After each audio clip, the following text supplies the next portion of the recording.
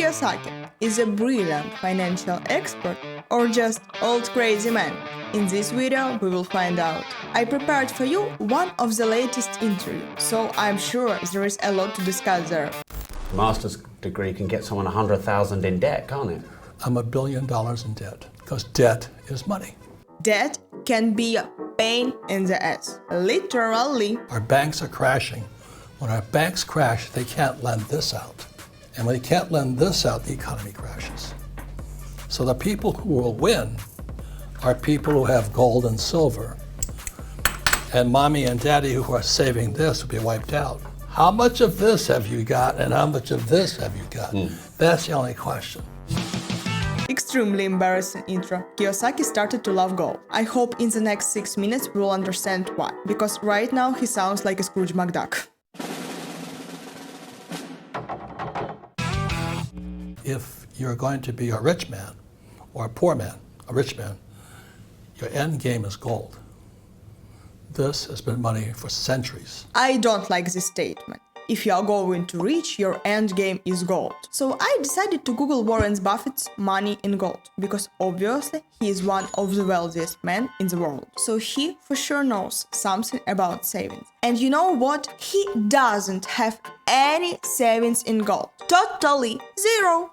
So I am curious, what's happening right now? And I have two ideas. The first one, Kiyosaki is just making hype to gather new followers and to sell his book. And the second one, he probably knows something about new gold rush. And we will know about it in the end of this video. This is silver. It's the better investment today. In the US, it takes 35 of these to buy one of these. So I tell my brothers and my sisters and all that, hey, trade this piece of toilet paper in for this. Oh no, Dave Ramsey said save money. Bloody hell, this was the most creepiest scream I've ever heard. Let's get back to the point. What a bullshit! As far as I know, Dave Ramsey has never ever told us to save money only in cash. But let's Google it. This is Dave Ramsey website, and here we can see that only small amount of money should be in cash, which is your emergency fund. And also here we can see that most amount of your money should be invested in growth stocks and mutual funds. So we catch Kiyosaki on lies. I really have no idea why he is doing this. Because right now he is looking like a young boy who is trying to show up and play dirty games. And my family's broke. But they follow my poor dad. They go, I have a master's degree. What do you have? And a master's degree can get someone 100,000 in debt, can't it? Bad debt. I'm $1 billion in debt. You're $1 billion in debt. Fuck! He's telling his family is broke, but he's billionaire in debt. I'd be a buzzkill at this time. What will you say to me if I tell you that a proper master's degree could make you at least millionaire? Or that a student loan could be a good debt? And this is not at all story. To become rich, you need to choose any tech profession. And that's all. For your information, the average salary for junior QA engineer starts from 63k to 107k, according to a Glassdoor. And it's definitely bigger than average salary in the USA. But for Kiyosaki, tech probably does not exist, like statistics and other stuff. He probably stuck in the past, when the dollar was connected to the gold. You're $1 billion in debt. Because debt is money.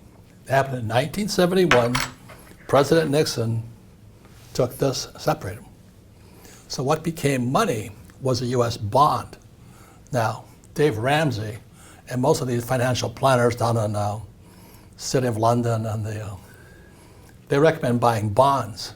Wait a moment! Bullshit! That was bullshit. Look again at this article. Ramsey Solutions tells us not to invest in bonds. Literally, he's digging his lying grave. And I'm a little bit disappointed, because I read his book. Some parts of it are amazing, some parts are not applicable, but at least I thought that he would not play dirty. Bonds are the worst advice possible. Why? They're going crashing. 3 banks went down in a row because their bonds crashed. So please hear what I'm saying is our financial planners, that's what we call them in the States, they're always saying you want 40% stocks, 40% bonds, and 10% gold or something like that. They think bonds are safe. But now that interest rates are going like this, when interest rates goes up, the bonds come down.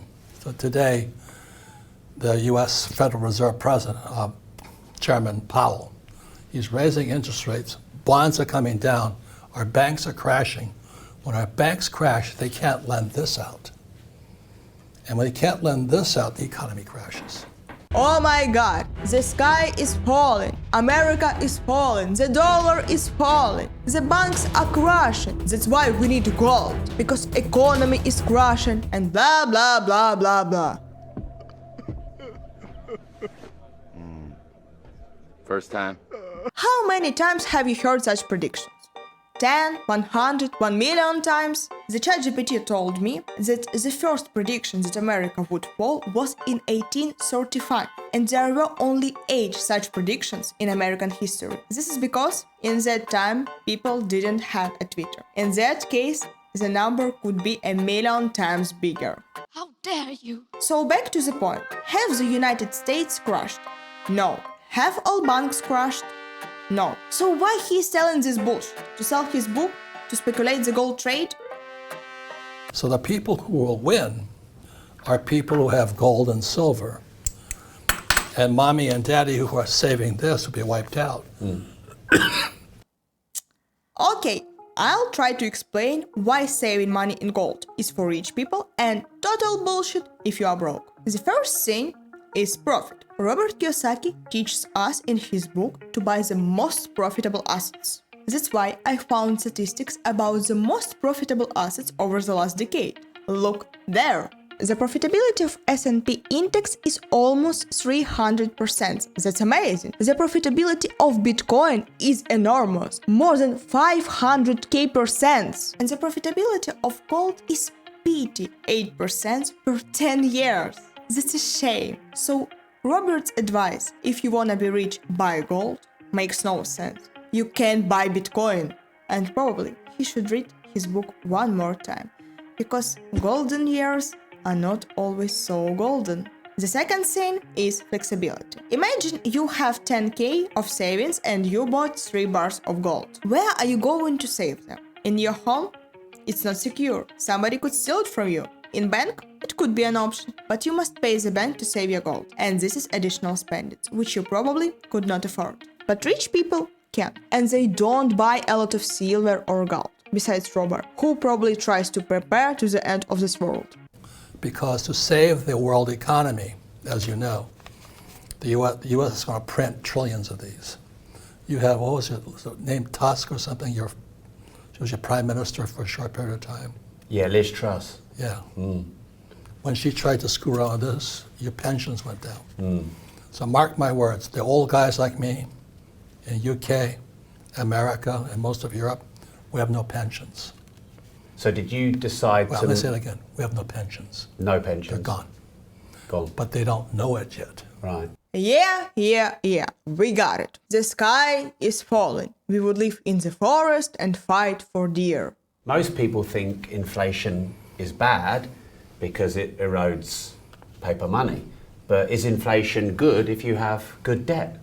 It's about financial education. It depends on the asset class. Inflation is good for, look at this, okay? The first one I ever bought was in 1972. Paid $50 for it. I still have it. It's in a vault in Switzerland. It cost me 50 of these. Today, that same, if I pulled it all to the vault from Switzerland, it's a South African Krugerrand. If I held it up here, it'd be 2,000 of these for one of these. So meanwhile, mommy and daddy are, I'm saving this stuff. Loser. Of course they are losers, because gold is the best. But there is one tiny moment. If you start right now to save money in the S&P index and he would save in gold, could you guess who will be a millionaire in 10 years with the same monthly amount of savings? You could ask Warren Buffett about it. For those who don't know, Warren Buffett gained his capital using stocks. Because our schools want us to do that. And why do the schools want us to do that? Because they're Marxists. And when you say they're Marxists, what do you mean? They believe that in America they're called woke. They're also called woke here. Yeah. Yeah. It's that woke means that you have white guys like you oppress the coloreds like me. So they believe that white guys oppressing the poor and all that stuff. That's not true. It's our schools oppress people. So that what they're trying in America now is DIE, diversity, inclusion, equity. But they don't teach us about money. I heard that this world culture in the school might be too much, but this has no connection to financial education. Zero. Let's blame schools that people are stupid with money. Just try to force teenager to learn something about money, or just try to make him do his homework. You could be surprised, but they don't want to study. Simple example. Just go to YouTube. The video of Mr. Beast when he put the most expensive Lamborghini into shredder got more than 100 million views. And there is video of Graham Stephan where he gave step-by-step guide how to become a millionaire. And you know what? His video hardly hit 2 million views. Just accept the fact. People don't like studying. But suppose you want everyone to do something, like having savings account or be financially educated, because there is such subject in the school. In that case, I have an excellent example for you. Singapore. You really can't live there without a savings account. But the problem is that there is a fucking dictatorship there. Or does Robert lack a strong male dictator presence to make America great again? Oh my. They teach us about what? ESG, environment, social governance. That's Marxism. They're communists. I flew in Vietnam for the U.S. Marine Corps, killing communists. We had to. But they came to our school system they came into America via the school system. Communism entered America in 1930 when teachers from Berlin came to Columbia University in America and started teaching at Columbia University's Teachers College. So Marxism spread across America via academics, like Poor Dad. So Poor Dad, Rich Dad is a story of a Marxist versus a capitalist. It's a free country. Choose what you want to be. I chose capitalist. Do you think we have any pure capitalist systems anymore? Do you think they've all been diluted and weakened? We could sit and the Aussies have a term for it. We could wank about it all day long. we could debate it all day long. The only question is, how much of this have you got and how much of this have you got? That's the only question. Oh my god. You know, this interview reminds me of conversation between a crazy grandfather and grandson.